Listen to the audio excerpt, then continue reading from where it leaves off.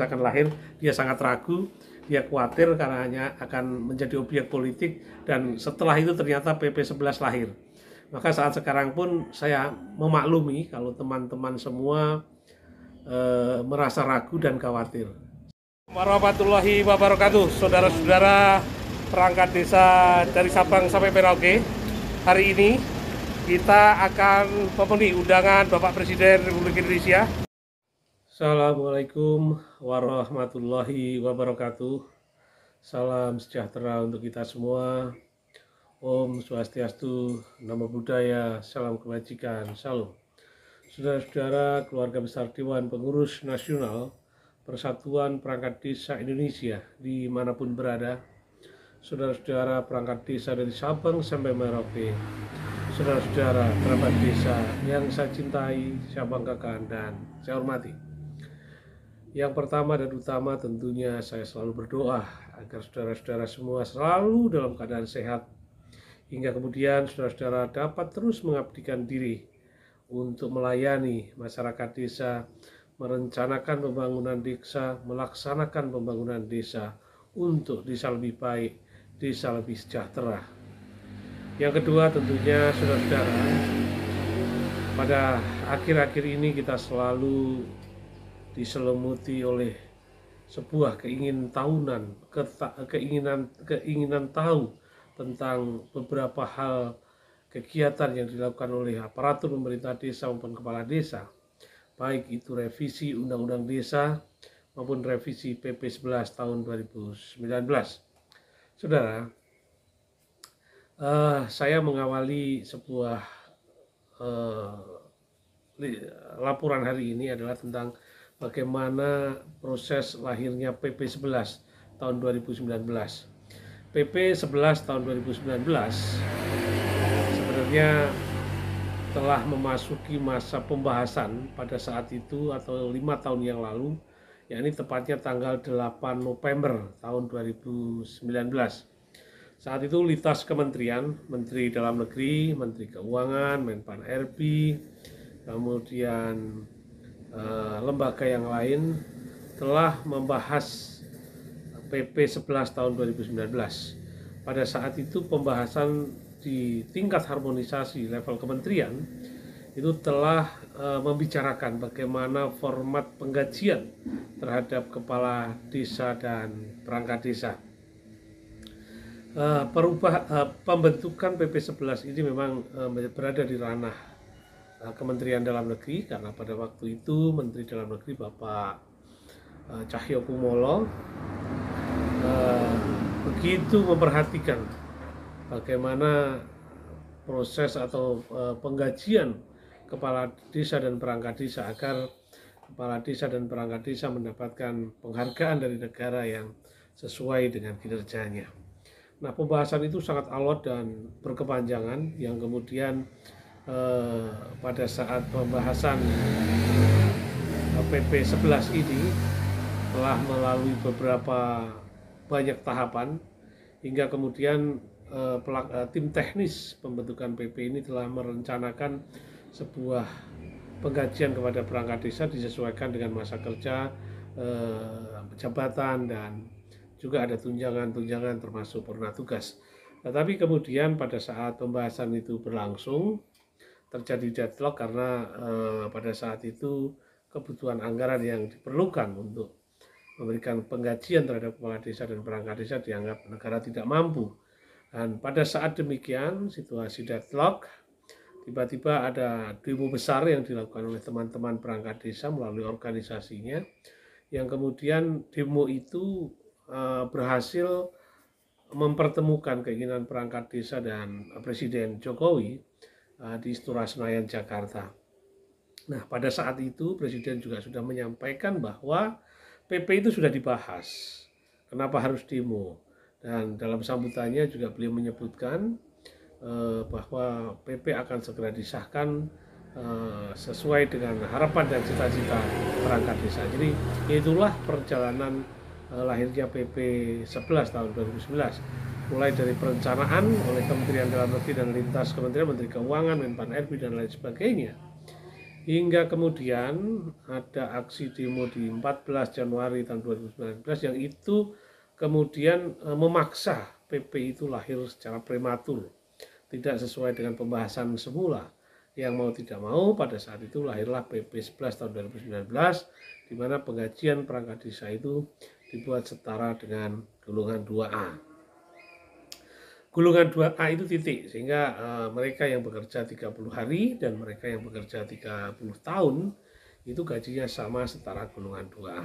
Nah, 5 tahun telah berlalu.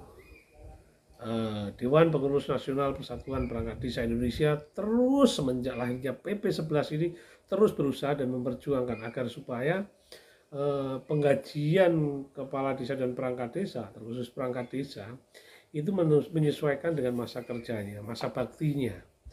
Benar setara golongan 2A, tetapi DPN PPDI berkomitmen agar penggajian itu setara golongan 2A dengan menyesuaikan masa kerjanya, hingga kemudian perangkat desa yang bekerja 30 hari dan perangkat desa senior yang bekerja 30 tahun itu gajinya ada perbedaan. Meski berbeda saat awalnya, tetapi perangkat desa yang masa jabatannya 0 tahun nanti pada saatnya juga akan mencapai masa jabatan optimal sampai dengan 30 tahun. Nah, perjalanan itu terus kita DPN PPDI terus berkomitmen, terus melakukan upaya-upaya hingga kemudian masa pemilu akan datang kembali di tahun 2024. Nah, perjalanan panjang yang sudah dilakukan Dewan Pengurus Nasional Persatuan Perangkat Desa hingga akhirnya tepat 8 November kembali DPN PPDI bisa diterima oleh Presiden Jokowi.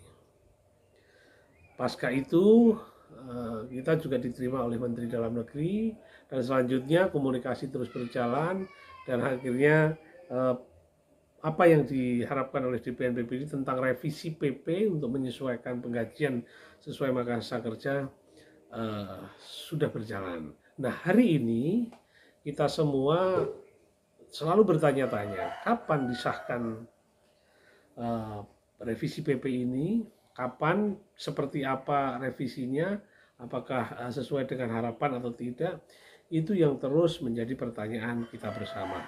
Oleh karenanya pada kesempatan ini saudara-saudara sekalian, bahwa apa yang menjadi usulan Dewan Pengurus Nasional Persatuan Perangkat Desa itu sudah tidak main-main, sekarang sudah berada di meja Presiden. Artinya pembahasan di Kementerian Dalam Negeri, di lintas kementerian dan lembaga sudah selesai. Hanya saja memang kita belum tahu isinya seperti apa, tetapi bocoran yang bisa kita sampaikan adalah bahwa pada saat kita beraudensi dengan Menteri Dalam Negeri dan pada saat diterima juga oleh Bapak Presiden Jokowi, draft rancangan penggajian itu kita usulkan.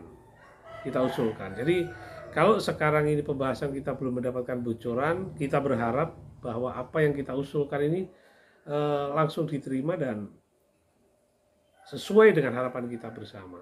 Termasuk juga di dalamnya adalah tentang pengelolaan tanah bengkok.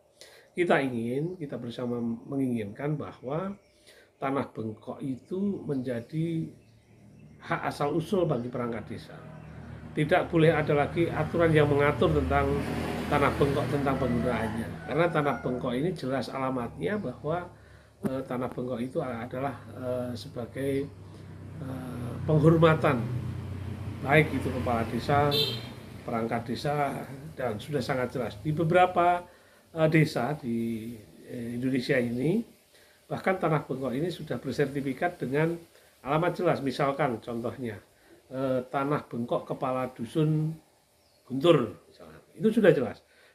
Tanah bengkok kepala desa, tanah bengkok kepala urusan, tanah bengkok sekretaris desa, itu sudah jelas. Sehingga sekali lagi tidak perlu lagi ada aturan yang mengatur, itu sebagai hak asal usul identitas desa, karena asas undang-undang desa itu adalah berasaskan asas rekognisi subsidiaritas. Nah, akhirnya saudara, di closing ini saya akan sampaikan sesuai dengan informasi dari staf sus Pak Menteri Dalam Negeri. Beliau mengatakan akan ada kejutan untuk kepala desa dan perangkat desa tentang revisi PP 11 tahun 2019. Oleh karenanya, berbagai isu yang berkembang di teman-teman semua, mari kita tunggu bersama seperti apa informasi yang akurat itu dari Kementerian Dalam Negeri.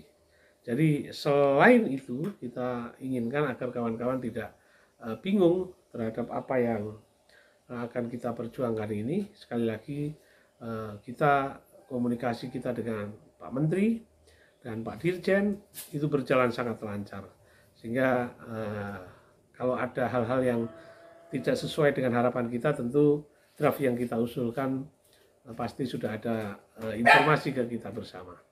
Itulah kira-kira saudara-saudara dari apa yang perlu saya sampaikan kepada saudara-saudara sekalian, dan kita berharap mudah-mudahan tidak dalam waktu yang lama revisi PP itu berjalan, disahkan, kemudian segera berlaku, dan tentu saja ini adalah menjadi dambaan dan harapan seluruh perangkat desa dari Sabang sampai Merauke.